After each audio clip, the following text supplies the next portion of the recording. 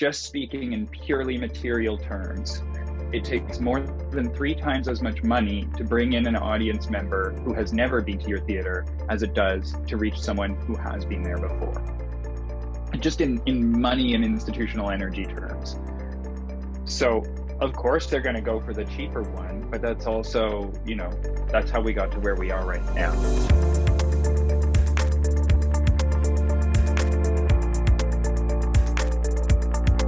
Making space to overread or blow up the canon that we have received is one thing. Also blowing up like the idea of that canon that we have received and bringing in stories that have been excluded from it is another approach. Also supporting contemporary writers who are writing right now to get stories of right now onto our stages is also part of that. Like, I think the approach is, you know, as interdisciplinary and as divergent as people's experiences in these communities are. Years and years ago, when 25th Street House was still happening in Saskatoon, I was passing through, and there was a production, it was a cabaret kind of production on Chernobyl. And I thought, well, I was in Saskatoon. I like to support theater. I'm going to go. And just before curtain time, a family walked in. They were, to me anyway, pretty clearly a farming family with 3 kids. The kids were dressed up kind of in what I would look at as like Sunday church attire. I almost said to them, I don't think that this is the kind of theater that you want to see with your kids, because I peg them as farm people that wouldn't be interested in this really wacky cabaret about Chernobyl. But there they were, and I was like, wow, that is pretty cool, because it's what's great about where we're headed, to me, is that there's a richer possibility of the stories that we can tell, how we tell the stories, and who can help us tell them. And I'm really excited about the richness of the theater that will come out of that. What I'm hoping is that our theater companies and our producers also recognize that if you take a chance on something like a cabaret on Chernobyl, kind of using a wacky sort of clown format, that the farmers may come. That they might bring their kids and their Sunday best. Like, we have to be open to the possibilities of the stories being powerful enough and inclusive enough that they reach a very wide and diverse audience as well. And that's, I hope that we can finally get there, because we're so driven by pandering to audience. I really feel for, well, I mean, it's a tough job to run a theater company, period. It's why I don't do it anymore, besides my own. But it's a hard thing to do. The decision-making processes are very, very, very complicated, for sure. But I think we have tended to, and especially mainstream theaters have tended to pander to those who write letters, to a certain extent. And that happens. And I'm really looking forward to how we might shift the narrative and the diaspora to be able to have all of us support stories that come from all sorts of different places, and recognize our humanness in those stories.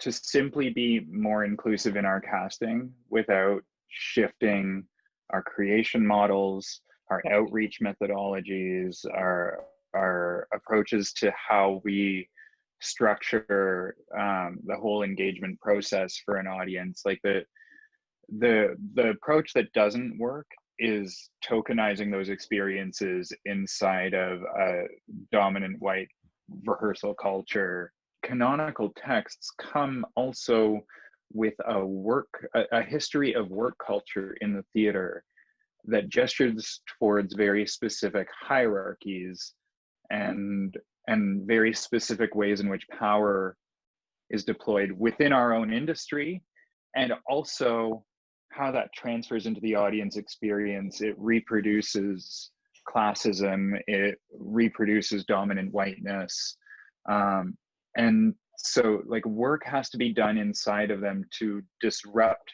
Those are the knee jerks. That's what these plays will do if you leave them alone. And so you have to be rigorous in building your rehearsal processes, your institutional cultures, the ways in which you're communicating with audiences to prevent that knee jerk. It's like when you roll out dough and it's like it's good dough, it'll just like go back to what it used to be, and you've got to actually like pay the attention to it. To sorry, I think quarantine has totally turned me into a baker. I'm using dough metaphors. Stop it. But it like you have to be diligent about not letting the institutional cultures revert, because that's what these texts will do. That's what these audiences will do. And you know, it's understandable. It takes more than triple it takes more than triple the dollars, just speaking in purely material terms. It takes more than 3 times as much money to bring in an audience member who has never been to your theater as it does to reach someone who has been there before, just in money and institutional energy terms. So of course they're going to go for the cheaper one, but that's also, you know, that's how we got to where we are right now. There are many of us in the BIPOC or BIPOC community that, you know, we just gave up trying to gently knock on the door and say, you know, can you let us in? We'd like to be a part of this. We might have something to offer that's interesting. And so many of us just went, okay, well, you know what, we give up. Like, if you're not interested in actually bringing us in, then we'll find our own way of working, which is what we've been doing. We've been building our own theaters. We've been writing our own plays. We've been developing our own audiences. We've been supporting our own artists. We've been exploring in our own ways of working. We've been doing all those things for a long, long time. The biggest disconnect is now the predominantly white institutions, or the PWIs, or the larger organizations. The mirror has been forced up, and as Ted was talking about, it's not going to be good enough to just hire us to be part of the system that's already in existence.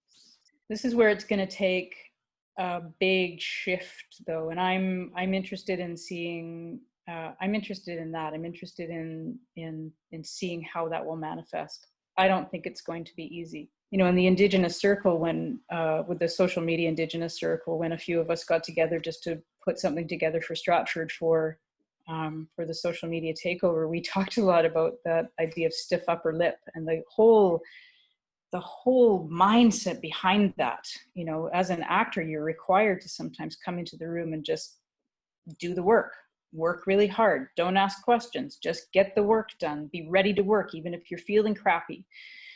Don't speak, just, you know, follow the direction of the room. Well, that's gonna have to shift. So that whole idea of just sort of stiff upper lip is we're gonna have to throw that out the window, and we're gonna have to allow space and time in the rehearsal process for conversations that need to happen. And we're also gonna have to, as actor to actor, make a shift as well. And so you know, that'll be a challenge as well, because there's also some very well established actors who are also used to working a specific kind of way. And so I'm really fascinated to see what will happen, because it will require a lot of patience and understanding and empathy. If we can get to the other side of this, though, I have to put my blinders on and go, if we can get through this phase where we're going to have to learn what it means to be in right relationship with each other. In right relationship in terms of an Indigenous concept is when you are in right relationship with each other, you are honoring each other, you are coming to the table as equals. And out of that, I think some extraordinary theater can happen. And I just have to put my blinders on and hope that that's where we get. But I just don't anticipate that this is going to be easy. There's going to be a lot of uncertainty and unfamiliarity. One of the questions that I often ask people when I'm doing advocacy work with groups is, what are you willing to give up in order to make this happen? And that's the biggest question that I would ask directors, other actors, producers. What are you willing to give up in order to ensure that this inclusivity, not only, as Ted was saying, not on a tokenism level, but actually in the creation of the art process, what are you willing to give up to ensure that that will happen? That's the question that's been on my mind for several years now. And I like to ask it of everyone, and it's very informative how people answer. And I think this time is, you know, produces both a lot of hope and a lot of fear for me, and for that exact reason of the uncertainty that you're talking about, Jani. Like, I think we've learned that if you treat something like an emergency, you can change your behavior. We have learned that we can sometimes be asked to develop resilience in the face of uncertainty. Some of us have done better with that than others, and it's a very emotionally challenging thing to ask. And I think everyone I am talking to is living with uncertainty fatigue and a process of perpetual, like, half grieving that comes with that, because you don't know if you're going to lose a thing, and you don't know when you're going to lose the thing, and you don't know if it'll come back or when it'll come back. So there's, inside of uncertainty fatigue is grief, and that speaks also to what are you willing to give up. But I think we have been building more resilience around uncertainty, and more capacity to change our behaviors. So I am hopeful for those reasons. I'm also very fearful that, like, a vaccine comes in and everyone will be like, oh, thank God, we can just go back to, like, catastrophic white supremacist capitalism. Thank God. So the unconscious bias that many fear, whether they're able to articulate it as fear or not, it is fear. It's a fear of unwinding that power system, that structure, and a lot of people, I think, are, I really try to been looking at myself in terms of my own unconscious biases, because we all have them. We're not immune. We're not immune to them at all. But it will take great courage to actually look at and dismantle our unconscious bias. And the biggest challenge with the unconscious bias that this country suffers from is the idea that people of color and Indigenous people are not worthy, are not as good, and are savages, that are animalistic. Like, it's unconscious bias that has been percolating for centuries. And it's really going to take everyone an opportunity to reflect on what that is, and then look deeper into the reflection.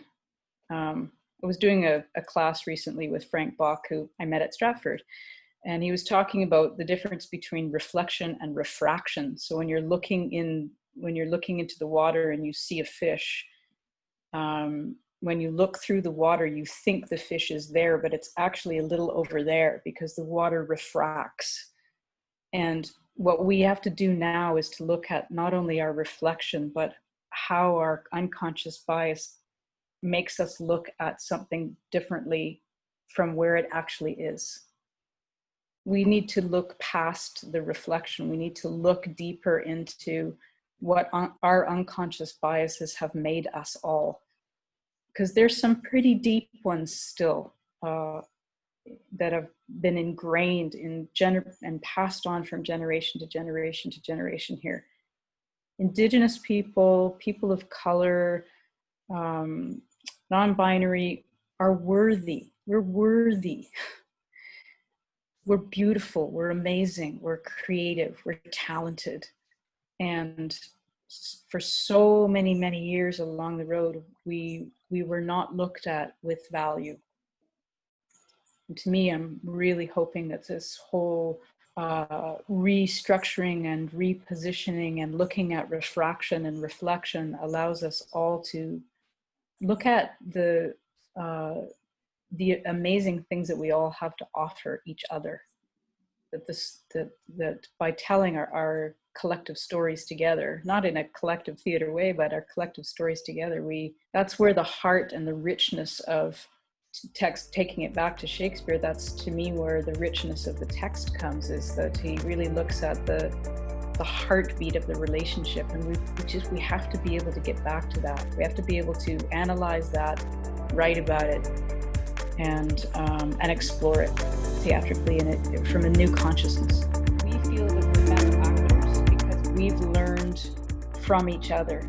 As a very multicultural group, we've learned from each other. We've taught each other about each other. We've learned about ourselves through each other, and we feel that we're better actors as a result of that. And I've never forgotten that, because I feel that, to me, that's where we need to go back to that. We need to grow from that. We need to ensure that we're training artists and not actors.